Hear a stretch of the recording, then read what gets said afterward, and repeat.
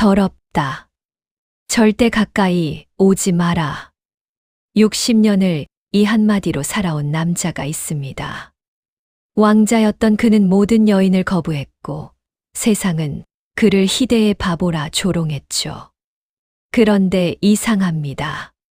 조선 최악의 피바람이 휩쓸던 그 시절 수많은 왕족이 목이 잘려나갈 때 오직 이 바보만은 단 한 번도 위험에 처하지 않았습니다. 연산군도 중종도 그를 건드리지 못했죠. 태어날 때부터 왕위가 보장되었던 아이, 하지만 단 하루 만에 모든 것을 빼앗긴 그 아이는 어떻게 60년을 살아남았을까요? 역사는 그를 바보라 기록했습니다. 하지만 500년이 지난 지금 사람들은 의심하기 시작했습니다. 혹시 우리 모두가 속은 건 아닐까?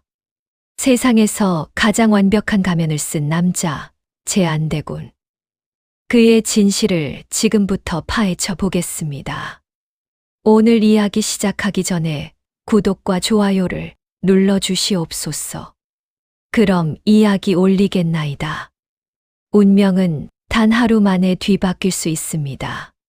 1466년 창덕궁 수강전에서 울지 않는 아기가 태어났죠.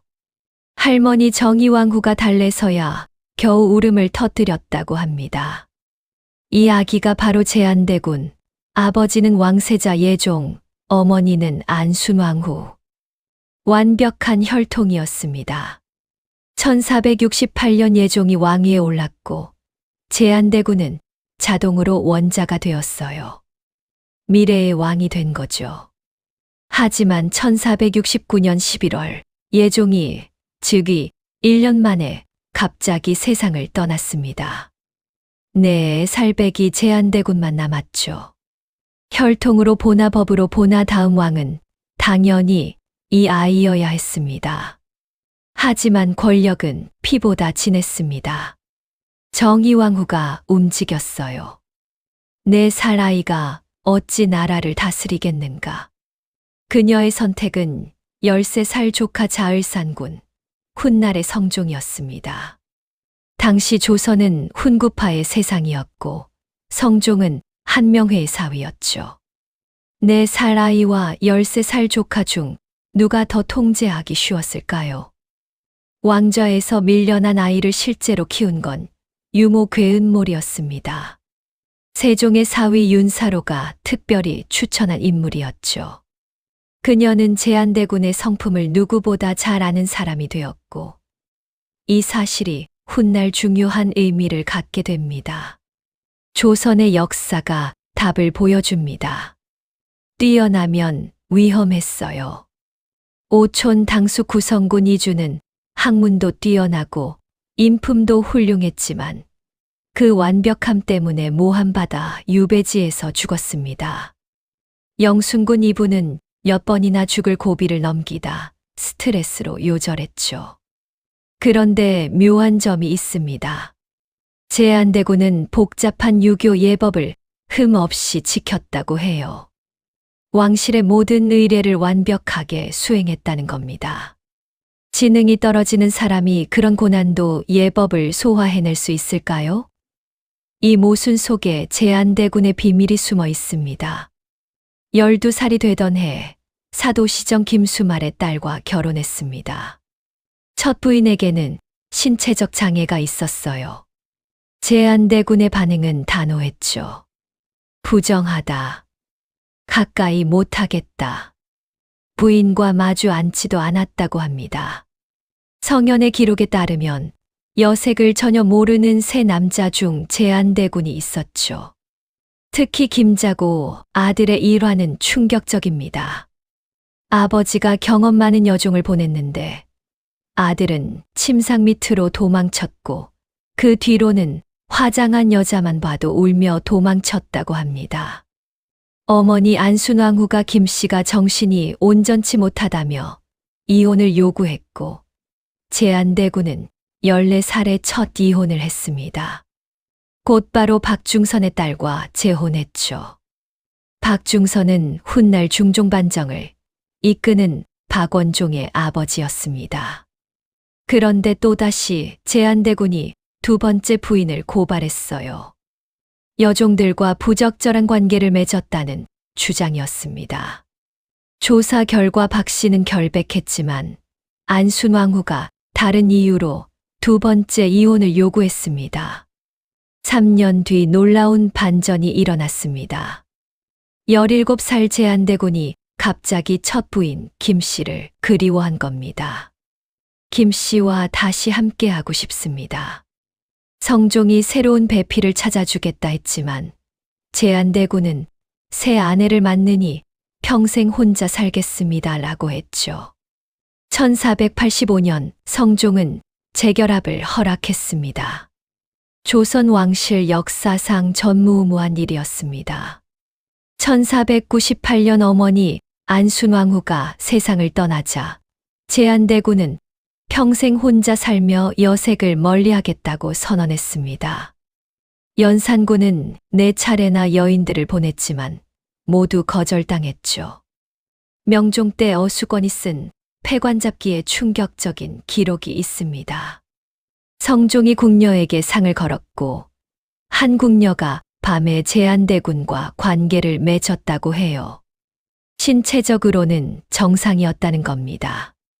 그런데 잠에서 깬 제한대군은 물을 가져오라, 부정하다, 며칠을 떨었다고 합니다. 또 다른 일화도 있습니다. 여종이 볼일 보는 것을 훔쳐보고는 꼭 매출이 두렁갔구나 라고 했다고 해요. 남녀의 신체 차이는 인지하고 있었다는 뜻입니다. 모순이죠. 제한대군의 처지를 생각해 보십시오. 그는 성종의 정통성에 가장 큰 위협이었습니다. 혈통으로는 성종보다 왕위 계승 서열이 높았고 성종의 친형 월산대군보다도 정통성이 높았어요. 조금이라도 영리한 모습을 보였다면 구성군 이준처럼 죽었을 겁니다. 제한대군이 선택한 것은 완벽한 바보 연기였을 가능성이 큽니다. 후사를 거부한 것도 같은 맥락이죠. 자식이 있으면 왕위 계승 분쟁에 휘말릴 수 있으니까요. 제한대군의 일상은 더욱 기이했습니다. 정치와 학문에서 완전히 손을 뗐고 오직 풍류에만 몰두했습니다. 한문을 제대로 배우지 않아 각종 서신을 한글로만 썼다고 해요. 왕족이 한문을 못한다는 것은 상상하기 어려운 일이었습니다. 혹시 의도적이었던 건 아닐까요? 한문을 알면 정치에 관여할 수 있고 영모 문서의 이름이 올라갈 수도 있었죠. 실제로 많은 왕족이 그를 안다는 이유로 죽었습니다. 어느 날 제한대군이 거지를 보고 이렇게 말했다고 합니다. 저 사람 꿀떡지꺼기라도 먹으면 되지 않겠느냐.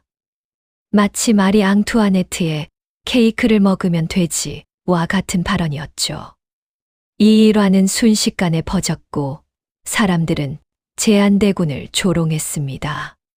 중종시대에는 뿔로 만든 고급 띠를 보고 그 자리에서 자기 허리에 차버렸습니다. 그러고는 중종에게 하사해달라고 졸랐다고 해요. 중종은 웃으며 허락했죠. 권력에는 관심 없고 물건에만 관심 있는 순진한 사람처럼 보였습니다. 제한대군의 집은 일종의 예능 학교였습니다. 춤과 노래에 재능 있는 여인들을 모아 가르쳤죠. 그중 한 명이 훗날 유명해지는 장녹수였습니다. 연산군이 장녹수를 빼앗아갔고 제한대군의 집을 아예 관청 기생 양성소로 만들어버렸습니다. 뇌영원이라는 이름의 가흥청이었죠. 일국의 왕족 저택이 기생들의 숙소가 되는 굴욕이었지만 제한대군은 별다른 저항 없이 받아들였어요. 흥미롭게도 연산군은 친할머니도 함부로 대했지만 제한대군에게만은 각종 특혜를 주며 예우했다고 합니다. 연산군은 의심 많고 잔인한 성격이었습니다. 조금이라도 위협적이면 가차없이 제거했죠. 그런 연산군이 제한대군만은 건드리지 않았어요. 제한대군은 풍류나 즐기고 여색도 모르는 바보였으니까요. 1494년 성종이 세상을 떠나면서 조선은 지옥으로 변했습니다. 1498년 무오사화, 1504년 갑자사화로 수많은 선비가 죽었죠. 왕족들도 예외가 아니었습니다. 하지만 제한대군은 연산군 시대를 무사히 넘겼습니다. 1506년 중종반정이 일어났습니다. 연산군의 측근들은 모두 처형되거나 유배되었어요. 그런데 제한대군은 전국공신 원종 1등에 책봉되었습니다. 반정에 참여하지도 않았는데 말이죠. 모든 사람이 제한대군을 정치적으로 완전히 무해한 존재로 봤다는 증거입니다. 중종시대에도 제한대군은 왕실 어른으로 대접받았습니다. 유교 예법을 완벽히 따르며 왕실의 어른 노릇을 했지만 여전히 바보 행세는 계속되었죠. 제한대군의 생존 전략을 분석해보면 세 가지 특징이 보입니다. 첫째, 철저한 일관성. 평생 같은 캐릭터를 유지했어요. 둘째, 적절한 타이밍. 위험한 순간마다 정확히 바보 같은 행동을 했습니다. 셋째, 후사 거부. 미래의 왕위 계승 분쟁 가능성을 원천 차단했죠. 중종실록의 제한대군 졸기를 보면 사관이 이렇게 기록했습니다. 덜어는 행사가 예에 맞는 것이 있으므로 사람들이 거짓 어리석은 체하는 것이라고 하였다. 당대 사람들도 제한대군의 어리석음이 연기일 수 있다고 생각한 겁니다. 100여 년 뒤 유몽이는 어우야담에서 명확하게 주장했습니다. 제한대군은 역모에 휘말리는 걸 두려워해 바보짓을 하고 자손도 두지 않았다. 평생을 속이며 살았다는 뜻이죠. 하지만 패관잡기의 저자 어수권은 다른 견해를 보였어요. 남녀 간의 일은 본능적인 것인데 이를 평생 거부했다는 것은 진짜 바보가 아니고서는 불가능하다. 중국 삼국시대의 사마이를 생각해 보십시오. 그는 조조의 의심을 피하기 위해 병든 척 연기를 했다고 해요. 비가 오는 날 밖에 나가 비를 맞으며 몸을 떨었다고 합니다. 철저한 연기로 살아남은 거죠.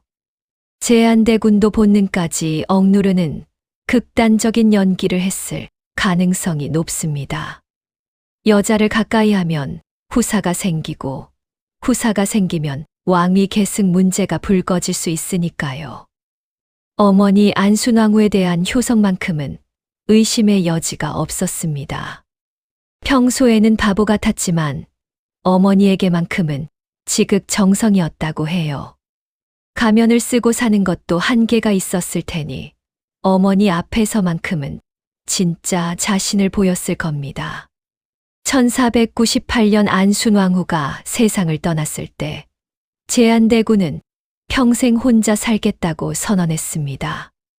어머니가 살아계실 때는 그녀를 위해서라도 후사를 고민했지만 어머니가 떠나자 본래 계획대로 돌아간 거죠. 제한대군의 삶을 관통하는 키워드는 생존이었습니다. 왕이 될 뻔했던 왕자가 살아남기 위해 선택한 길은 바보가 되는 것. 가장 안전한 길이었죠. 반란을 일으키면 실패했을 때 멸족당하고 똑똑한 모습을 보이면 언제든 제거될 수 있었습니다. 60년 가까운 세월 동안 단 한 번도 가면을 벗지 않았습니다. 평생을 연기하며 산다는 것. 진짜 자신을 숨기고 가짜 자신만 보여준다는 것. 그것도 바보라는 굴욕적인 캐릭터로 말이죠. 하지만 그 덕분에 성종시대, 연산군 시대, 중종시대를 모두 무사히 넘겼습니다. 수많은 왕족이 죽고 유배 가던 그 시절을 말이죠. 이것이 우연일 수는 없습니다.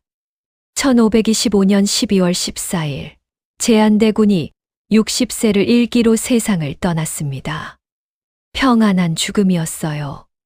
조선 왕실에서 이렇게 평온하게 생을 마감한 왕족이 얼마나 될까요? 시호는 영효였습니다. 부지런하지 않고도 이름을 낸 것이 영이고 어버이를 사랑함이 효라는 뜻이었죠.